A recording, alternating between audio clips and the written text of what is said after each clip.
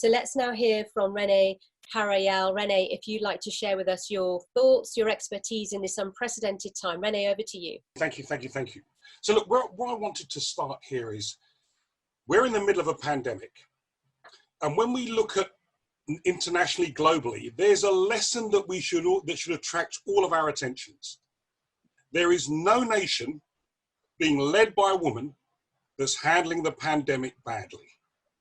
Now, we should all have that stuck inside of our minds. And what it says to me is this thing that we call emotional intelligence, the EQ. Now, the thing is, all the top 15 nations, apart from Bangladesh, that are doing really badly, are all led by alpha males, would you believe? The life and soul of the party, the big picture, the person that cracks all the jokes, who can't really govern. So, here's my premise. EQ is more important than IQ when it comes to today's leadership. Women tend to be so much better at it than men, but it's not about gender. There are some men who can do it really brilliantly. And you know what they always say, that managers talk strategy, leaders tell stories. I got a few stories for you to try and bring this alive. It's the role of the leader to connect everyone into the organization. Alongside emotional intelligence, the other blessing we need for today, the other gift every leader needs to have, inclusion. If diversity is being invited to the party, inclusion is being asked to dance when you've got there. Inclusion is what leads to belonging. 3 men working on a building site in the burning sun. Breaking rocks, it's the toughest work you've ever seen. They're all 3 dripping in sweat. The journalist comes to the first one and says, "Why do you do this job?" "I haven't worked for 3 years, I took the first job I could get." Goes to the second one, "Why do you do this job?" "I've got a wife and 3 kids to feed, I took the first job I could get." Goes to the third one, "Why do you do this job?" He looks up, wipes the sweat from his brow, leans proudly on his spade, and he says, "I'm helping to build a cathedral. I'm helping to build a cathedral." Temple, mosque, synagogue, depending on where you are. The role of the leader is to make every single person in their team, in the business, in the organization, feel as though they're part of something special and they've got someone to believe in and something to belong to. It's not something you do every week, it's something you do every day. You're helping me build these stained glass windows, you're helping build the spire. You're not doing something repetitive, you're not doing something at arm's length, you're doing something really integral and really special.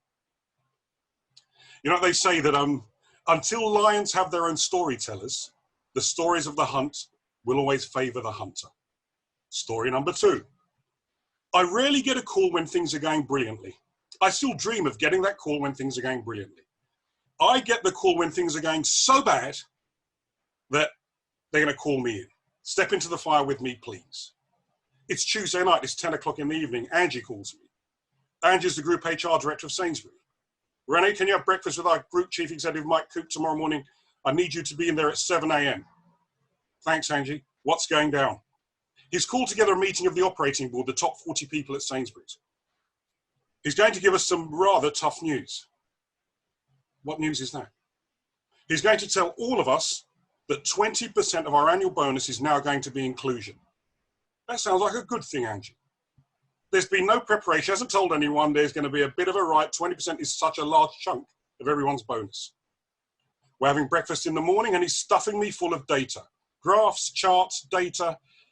5 years before becoming chief executive, he was CFO. He loves the numbers. The truth about numbers don't create excitement. Leaders create excitement. Stories create excitement.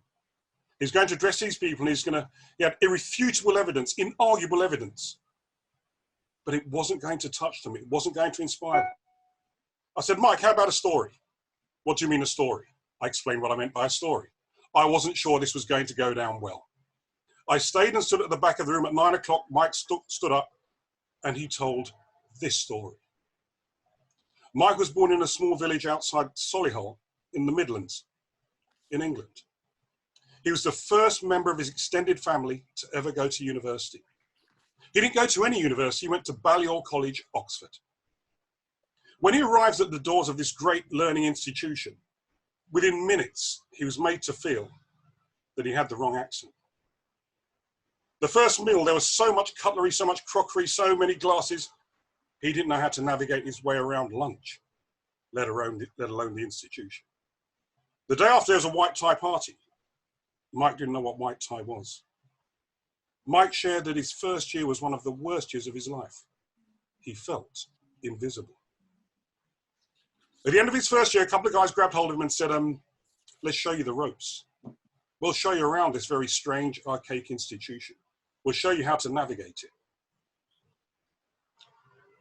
They taught him the unwritten laws.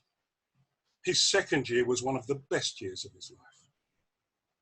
He said, ladies and gentlemen, I know what it feels like to be invisible. We have 170,000 employees. As I walk around the depots, the warehouses, the stores of Sainsbury, far too many of our colleagues feel invisible. They do not feel included. They do not feel as though they belong. Until now. I need you to join me to ensure everyone who works here at Sainsbury feels as though they're part of something special. They feel as though they belong. There were no issues. There were no complaints. They took the 20% and they went on that mission. The power of the story. It's an emotional connection. And I suppose I wanted to close with my third story. And this happened yesterday. And it's inclusion again, it's emotional intelligence, and it's powerful. On the 16th of September, I'm doing a talk for Microsoft. I'm working with Microsoft EMEA, their European, Middle East, and African division. And we're going to talk about Black Lives Matter. The chief executive of the division, Ralph, wants to do something special. I've spoken to the team, we've set up a format, and we are going to have 30 minutes on Zoom. No, it wasn't. It was Teams. It's never Zoom with Microsoft, is it? It's Teams. It's Teams. So we're going to do Teams, and me and him are going to see if we can get a connection. I push him. He pushes back. We talk about inclusion. We talk about belonging. We talk about what it means to him. Why is it important to him now? He challenged me. Why can't he say all lives matter? I pushed him back to explain why Black Lives Matter is key. 30 minutes pass, 45 minutes. We get to 50 minutes. And he says to me, I got it. I've got it. But I can feel it's intense, it's highly charged. He's getting emotional, I'm getting emotional. And he told me this story.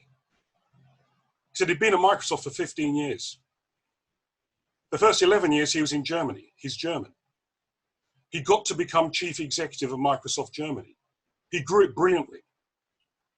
He quadrupled profits. He made it really, really zing. He was aiming at the job he's got today, chief executive Microsoft EMEA. He's now the third most important person in the company.